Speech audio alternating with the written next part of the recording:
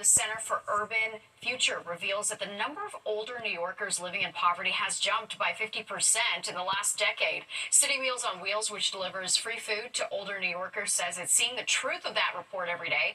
Many of the New Yorkers the nonprofit serve live on less than $15,000 a year. CEO Beth Shapiro says that the city's elderly population has gone up by more than 33% in the past decade, and the need for food assistance is only growing. That coupled with income disparity and people not planning to live as long, and they've outlived their abilities to care for themselves if a meal coming to the door helps. But so many, I think 58% in that study, have no funds for retirement.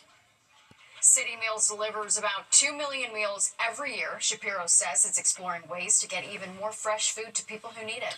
A $57 million makeover in the works for West 42nd Street between 7th and 8th Avenues.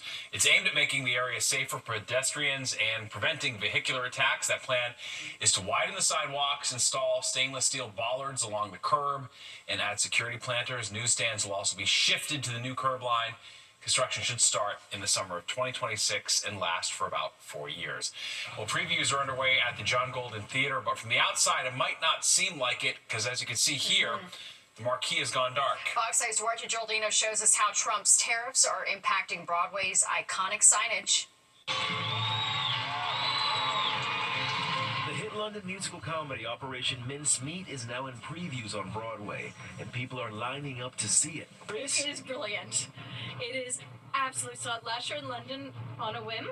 Loved it so much, within 5 days we had tickets to go see it again before we left the city. But the marquee is dark. Apparently, our leaders' tariffs have caused the light bulbs to not be here in time for the show to open. See all those dots inside the lettering?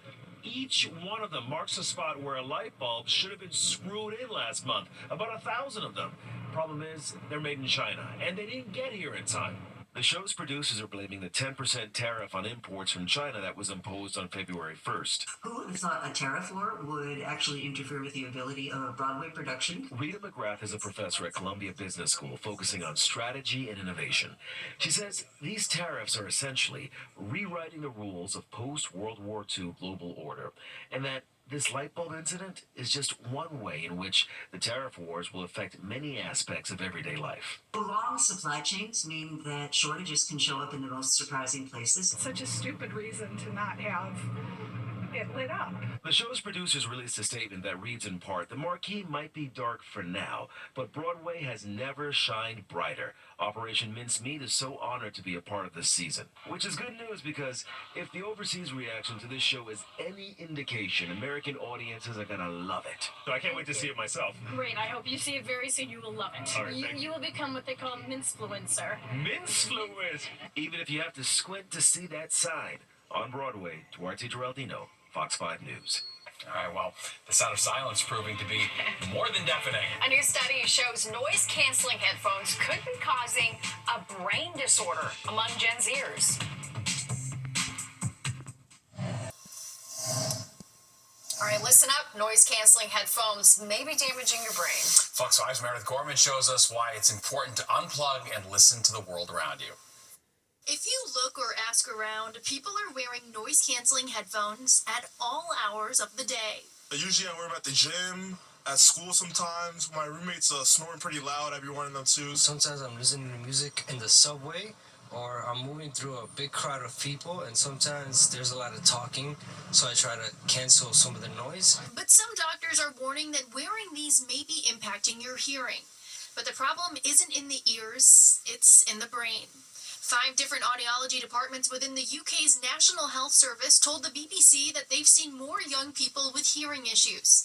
And when they looked further into it, they found rising cases of APD, or auditory processing disorder, which doctors say is not necessarily diagnosed just from a failed hearing test. They can hear sounds, they can put language together, but when they're trying to sort out voice from a crowd, for instance, or where a noise is specifically coming from, they may have difficulty with it. It may take them longer to do it, or they may miss out on parts of it. Now, experts say APD usually starts in childhood and can be classified as more of a learning disability, as it can affect a person's ability to read and spell. But one doctor tells me the answer, if APD can be reversed or permanent, is not something that we really know at this time.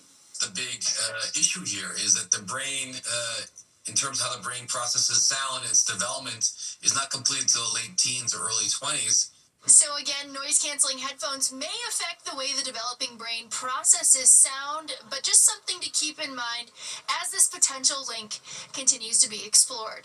Reporting from Greenwich Village, I'm Meredith Gorman, Fox 5 News. So eye-opening because I feel like the default for headphones is noise canceling. I just got them, and I do notice, like, when I take them out, I feel let down by life. Like, it's so nice being in that cocoon. I get this sadness when I take them. Like, this doesn't feel right. I And then hate the world studying. around No, me. it's like, let me get back into my headphone world ASAP. It's Oh, kinda boy. wild. Who All knows? right. Maybe that's just me, though. Well, an interactive exhibit is backed by popular demand. All right, from Tom's Diner to Rockaway Beach, we're going to walk you through the songs of New York, now on display at the Museum of the City of New York. And Liv is here with the forecast. Gonna be a cold overnight, Liv. Cold overnight, cold morning. The winds have started to die down just a little bit, but we're still seeing some pretty strong wind gusts. That will continue tomorrow. And like Steve said, a very chilly day ahead. I'll tell you about it after the break.